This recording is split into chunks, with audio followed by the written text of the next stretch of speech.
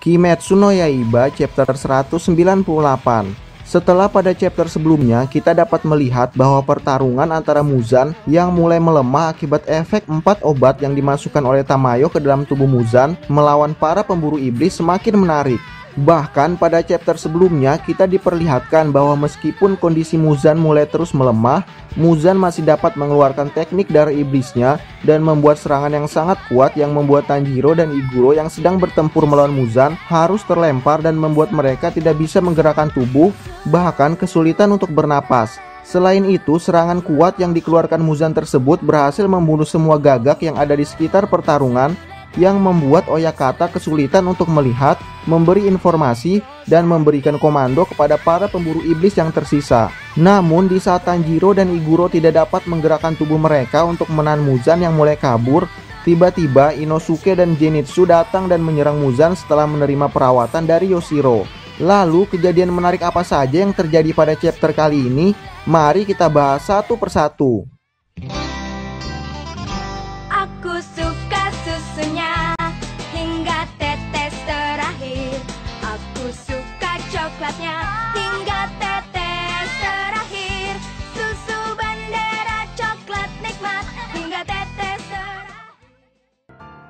Setelah berhasil menyingkirkan Tanjiro dan Iguro, Muzan yang sudah dalam kondisi sangat kritis karena efek obat-obat yang dimasukkan oleh Tamayo ke dalam tubuh Muzan yang membuat kekuatan dan kecepatan Muzan semakin melemah pun mencoba untuk pergi meninggalkan area pertempuran karena menyadari bahwa 25 menit lagi matahari akan segera terbit. Namun setelah berhasil menyingkirkan Tanjiro dan Iguro, Muzan kembali kedatangan para pemburu iblis yang menghalanginya untuk kabur, yaitu Inosuke dan Zenitsu. Pertarungan sulit pun kembali dihadapi Muzan. Dengan kondisi Muzan yang saat ini, bahkan hanya dengan serangan biasa yang dikeluarkan oleh para pemburu iblis, itu sudah sangat membuat Muzan kesakitan karena efek obat yang dimasukkan oleh Tamayo ke dalam tubuh Muzan, di mana Muzan kesulitan untuk meregenerasikan kembali anggota tubuhnya. Namun meskipun kondisi Muzan bisa dibilang telah berada dalam kondisi terlemahnya, Muzan masih mampu untuk menghadapi Inosuke dan Zenitsu sekaligus. Bahkan Inosuke sempat berada dalam kondisi di mana Muzan memiliki kesempatan untuk membunuh Inosuke.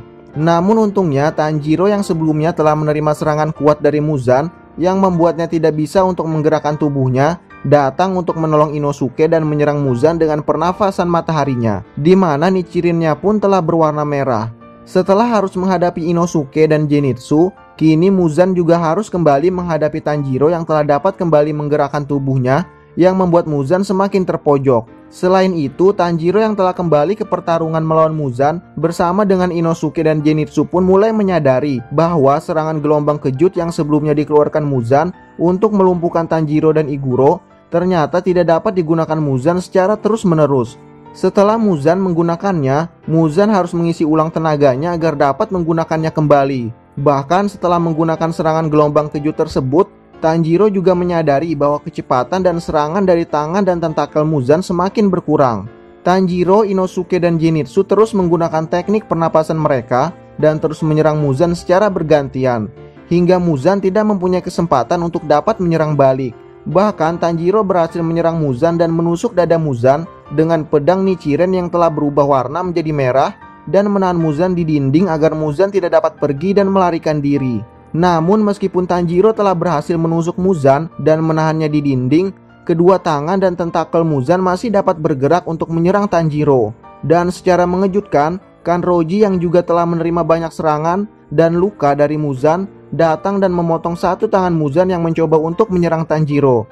Selain itu, Sanemi yang juga telah menerima banyak serangan dan luka dari Muzan kembali datang dan berhasil memotong satu tangan Muzan lagi dan menusuknya dengan pedang Nichirinnya yang telah berubah warna menjadi merah dan menancapkannya ke dinding, sehingga membuat Muzan akan semakin kesulitan untuk dapat meregenerasikan anggota tubuhnya. Namun meskipun kedua tangan Muzan telah berhasil dipotong oleh Kanroji dan Sanemi yang kembali bergabung ke dalam pertempuran, Muzan masih mampu mengeluarkan serangan dengan mencoba untuk memakan Tanjiro yang sedang menahan pedang Nichirinnya yang telah menusuk dada Muzan dan menancapkannya pada dinding. Tanjiro yang melihat bahwa Muzan akan mencoba memakan dirinya, berusaha meyakinkan diri dan bertahan untuk tidak melepaskan tusukannya yang telah berhasil menahan Muzan di dinding. Karena seperti yang kita tahu bahwa para pemburu iblis telah meneguhkan hatinya untuk dapat membunuh Muzan meskipun harus kehilangan nyawa mereka. Namun sesaat sebelum Muzan memakan Tanjiro, Iguro datang untuk menjadi tameng Tanjiro agar Tanjiro tidak melepaskan pedangnya dari dada Muzan yang telah tertancap hingga dinding yang ada di belakangnya, dan membuat Iguro mengorbankan dirinya dimakan oleh Muzan untuk melindungi Tanjiro, dan seolah-olah berkata untuk terus menahan Muzan seperti itu hingga matahari terbit. Lalu mampukah Tanjiro, Sanemi, dan Iguro menahan Muzan hingga matahari terbit? Karena jika kita melihat panel akhir chapter kali ini, kita juga dapat melihat bahwa Sanemi berteriak kepada para pemburu iblis yang tersisa agar menahan Muzan seperti itu karena matahari akan segera terbit. Lalu apakah pada chapter selanjutnya Muzan akan benar-benar berhasil dikalahkan? Sepertinya kita harus sabar untuk menunggu chapter selanjutnya untuk mengetahui jawabannya. Karena jika pada chapter berikutnya Muzan akan benar-benar kalah, maka ada kemungkinan manga Kimetsu no Yaiba akan berakhir tepat pada chapter ke-200.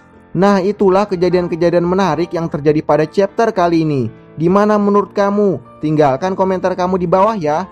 Dan jangan lupa untuk dukung dan subscribe channel ini agar channel ini boleh terus berkembang. Terima kasih. Sayonara. ありがとう君が